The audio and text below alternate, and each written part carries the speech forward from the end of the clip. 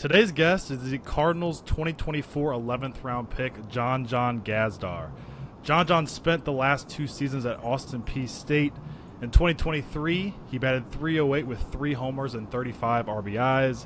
In 2024, he took a jump, though, batting .405 with 13 homers, 55 RBIs, and an OPS over 1,100. Welcome to the show, Jon-Jon Gazdar. How are you doing, man? Hey, I'm great. Thank you so much for having me, and appreciate it and look forward to it. Yes, sir. So you're now 11th round pick for the St. Louis Cardinals. You're now in Jupiter. How's it been so far down there? It's been awesome. I ended up getting here this past Thursday, and it's been awesome. It's been a dream come true. Just being around the guys and everything like that. And it's been awesome. I think we've got a really good draft class with a lot of really good people, so I'm really excited. Yes, sir. So before we get into your upbringing, your childhood, high school ball, college ball, and now pro ball, we got to start with the name. Where does the name Jon-Jon come from? I did some research, so I know, but for our viewers and Cardinals fans out there, where does it come from? My real name is Jonathan. It's just a bit of my nickname from my older brother, Brandon. Just something they gave to me when I was really young, and I would call him Baba, and he'd kind of just call me Jon-Jon. That was kind of how it happened. And I kind of grow up and just being named that, and I love it. So it's just so cool. Right on. Good.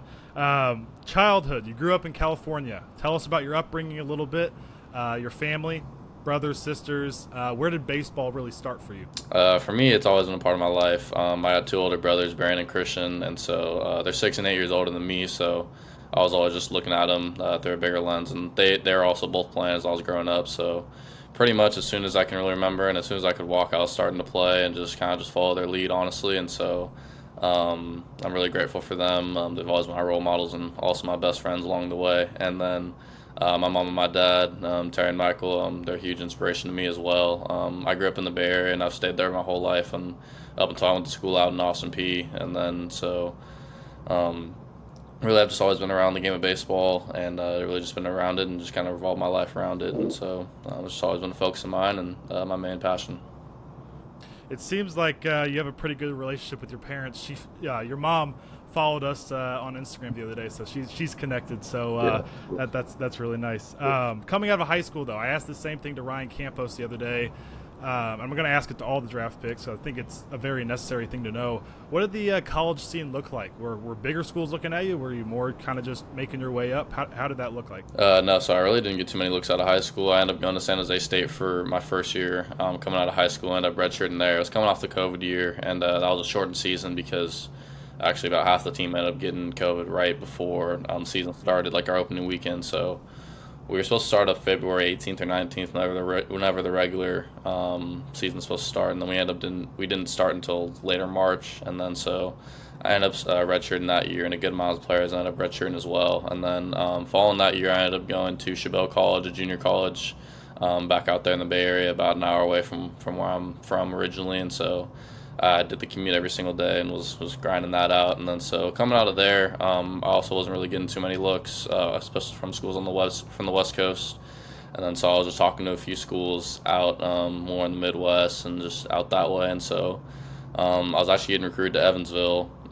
And then so the pitching coach there, Kears Kimball, he was like my main point of contact. And a week after I took my visit there, he ended up leaving and going to Austin Peay. And then so I was pretty close to making the decision to a different school, and then he told me to go ahead and check it out, take my visit to Austin Peay, and I went there and I loved it, and they won my hearts over, the coaching staff, and then the players I was with as well. And so that was a great decision for me. And so really I was never too highly recruited at any point in my career, but thankfully enough I landed at Austin Peay, a school that I had never even really heard of prior to while I was in high school or anything like that, just being all the way out on the West Coast. But I'm so grateful for that organization, the people all over there. I mean, they're all awesome people, and they made me into the player I am today, so I'm extremely thankful to them.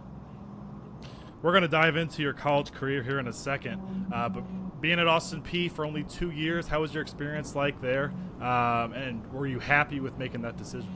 Yeah, that was a great decision I've ever made, I'd say that, and I would just to say that, and going to JUCO were my 2 best decisions and biggest risks that I had to take as well.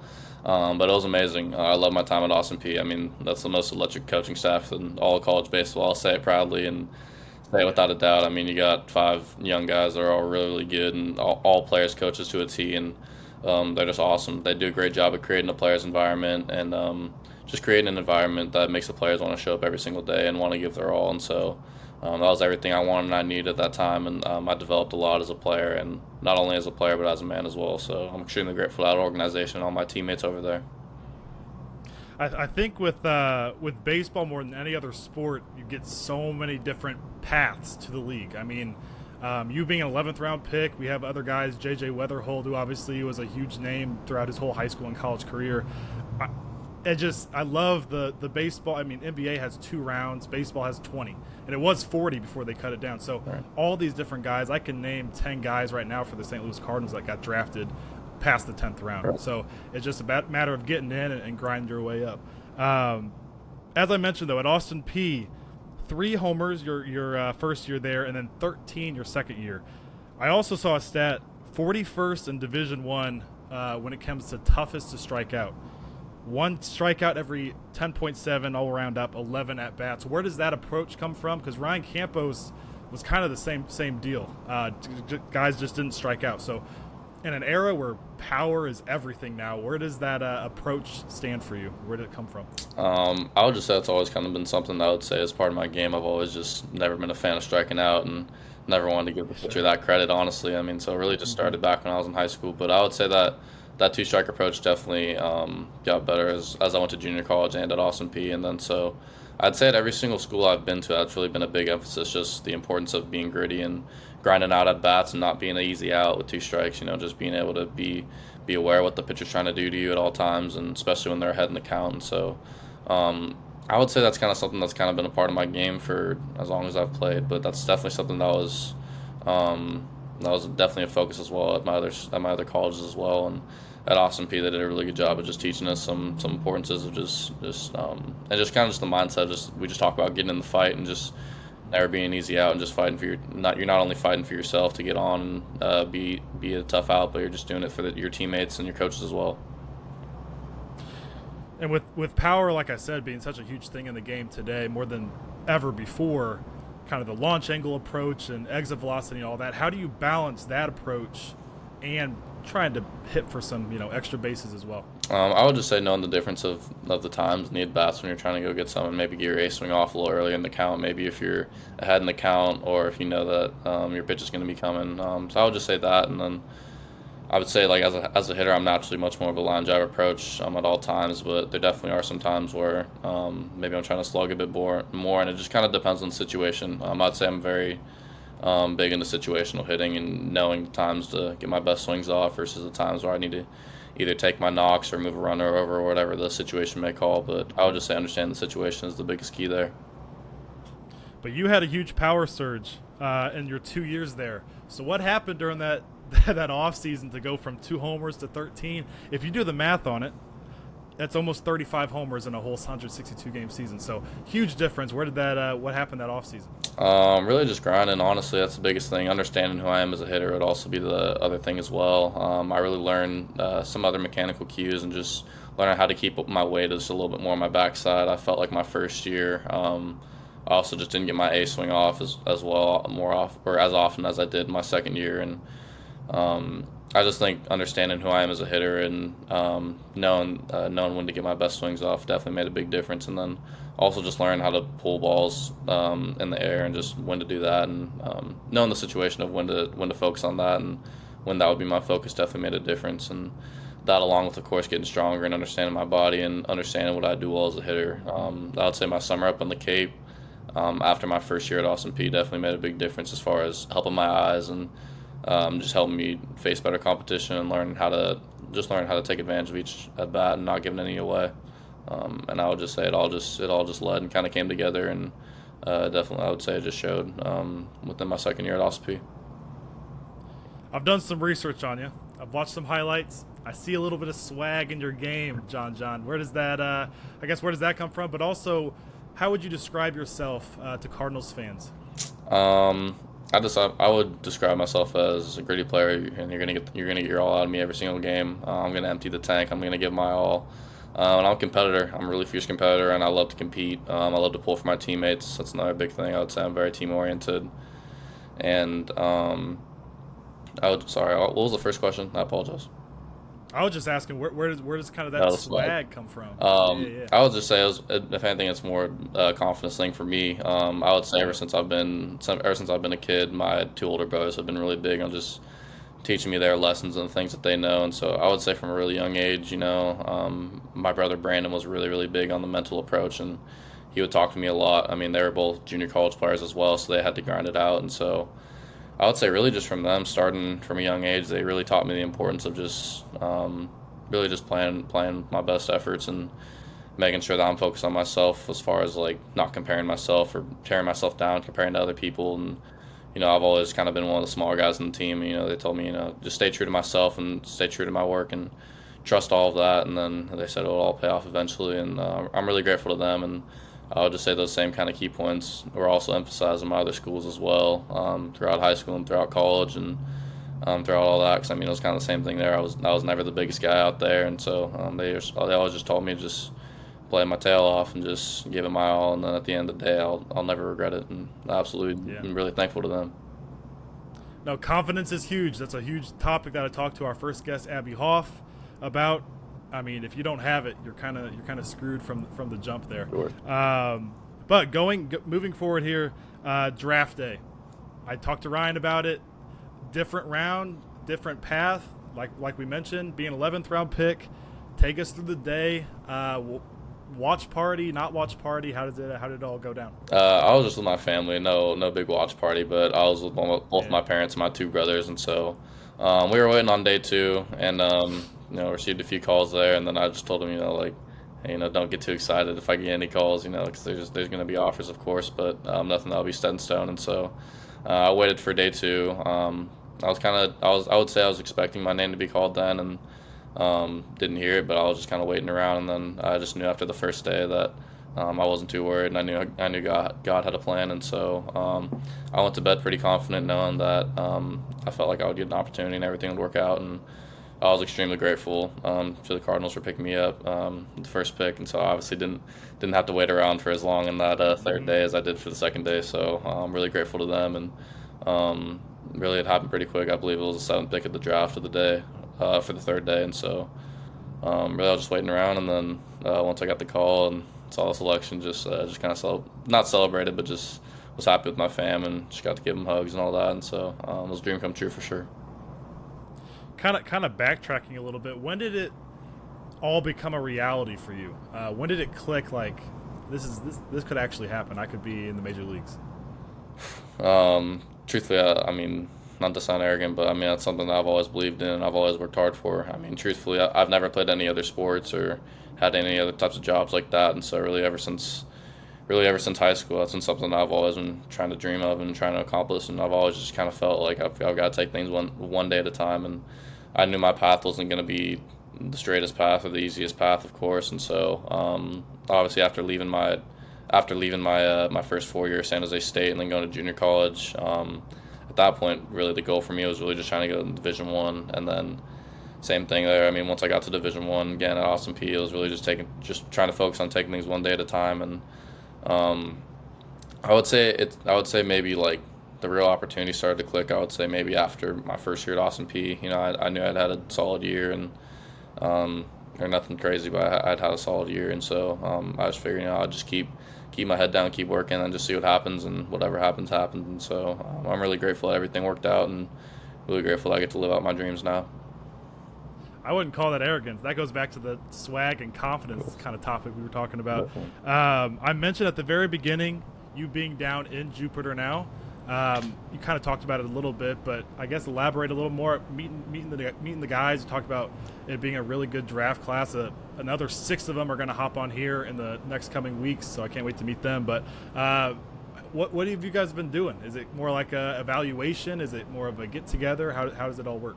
Right now we've started to practice a bit, and so ever since yesterday we've started to just do some light prep work and just work out with each other, and basically just do some they just trying to figure out where we're at body wise and where we're at prepared, like as far as being prepared, because some guys came straight off of playing summer ball like myself. Other guys took the summer off or maybe were injured or whatnot, and so really we all come together, and we've had our meetings and individual meetings as well, and then we had our orientation together as with the signing class. And so we all got to meet each other through that, and then we've also been hanging out good at might as well, just either like hanging out the field and then either getting dinner together or however it may be. And so we've got a lot of really good high character guys in this class, and I'm really grateful to be in this organization. It's a lot of really good people involved. You've played a lot of middle infield at Austin Peay. Mason wins the shortstop there, but where do you see yourself moving forward here? Do you identify more as a shortstop, more as a second baseman? Where do you think? I'll see it's wherever they want to put me. I'm willing to play and I'm willing to work at. So I mean, I would say I can play all around the infield. Over summer, I got to play a little bit everywhere, short, second, and third. So that was really great for me, getting the opportunity to play there and get more experience. Since at school I only played shortstop, so for me it's whatever they tell me right now. I'm just trying to make sure I'm just taking one ground ball at a time and make sure I'm doing what doing what the coaches are telling me and making the improvements that they're trying to help me with. There's I think I know your answer to this. It's going to be a little bit of everything. My question is, what do you want to really improve on throughout your minor league career? The rest of this season. What's one area? I know you're probably going to say a little bit of everything, but what's one area you really want to zone in on and get better at? Yeah, I would definitely agree with you. I believe there's always room to grow in every single facet of the game, but for me, a big emphasis will definitely be getting stronger and getting more strength, along with just the emphasis on still being able to be quick and be explosive as well. And so, a part with my game, I mean, I'm not really too sure what's the next step is for me. If they plan on giving me, if they plan on sending me to an affiliate or just plan on having me train, but no matter what, if I get to an affiliate and get to play, I mean, I want to be able to play wherever they want to play and make improvements defensively and just be able to make the routine plays and all that. And so, really, yeah, you're definitely right. It's a little bit of everything, but I would just say get stronger, get faster, and the big thing that they're big on is just understanding that back in college, they're only trying to get you ready for 2 or 3 years, say, but I mean, they're trying to prepare us for a long career of 15, 20 years. And so really, I'm just trying to improve on the things that they have set for me, and I'm just trying to put my head down and work on the things that they want me to work on. That was actually going to be one of my questions is, when do you find out either affiliate or training? Do you know, or is it kind of just, day-by-day approach? I believe they'll have meetings. Everybody has a different schedule and stuff like that as far as what they have planned for us. So I just believe that towards the end of the week, some of the guys will get an idea whether if they have us playing or not. And so I believe it'll be more at the end of the week, but right now I'm just trying to still take things one day at a time. Right on. Now being in the Cardinals organization, we're used to winning. A lot of winning. Last year was I'm 24. It was the first year in my lifetime that we were. It was a rough year. But we're used to winning. So, what are your goals personally moving forward? Ryan said more of just that team approach, winning. But are there any personal goals for you that you really want to accomplish? Obviously making the big leagues, but anything else? For me, not too many. I mean, every single team that I want to be a part of, I want to win, just like that. I'm a winner by heart, and I mean, I love to win. I love to compete as well. I wouldn't say there's too many personal goals of mine. I mean, I just want to do good at the things that they want me to do good at and improve at the things they want me to improve at. And, one of the things that one of the farm directors talked about today was just the importance of just taking things one day at a time. And, I mean, I'll just say for the time being, I mean, that's really a big key process. And I believe if you just keep winning the days that you're going to make the improvements that you want to make, and the process will take care of itself. So I wouldn't say, like, there's any specific goals I have as a player, like, individually or statistically or anything like that, but I mean, every single team that I'm a part of throughout this process, I want to help them win any way I can and help get us to the playoffs, if it's in the minor leagues, and then hopefully one day in the major leagues. I mean, I want to win a World Series championship, of course. You're scrappy, you got energy, you got a little bit of swag. Like I said, I did my research going into the draft, and my dad and I follow it, like, we're diehards, and so we knew about you, and your name popped up, and we were ecstatic. Meeting you now has been a pleasure. I thank you so much for hopping on. I can't wait to watch your career develop and the growth be made, and hopefully sooner than later you're in St. Louis. And if you're in St. Louis anytime, I'm here if you need to be shown around a little bit, take you out to dinner or something. Awesome, no worries. That'd be awesome. Thank you so much for having me, and yeah, I definitely look forward to that, and definitely would like to stay in contact for sure.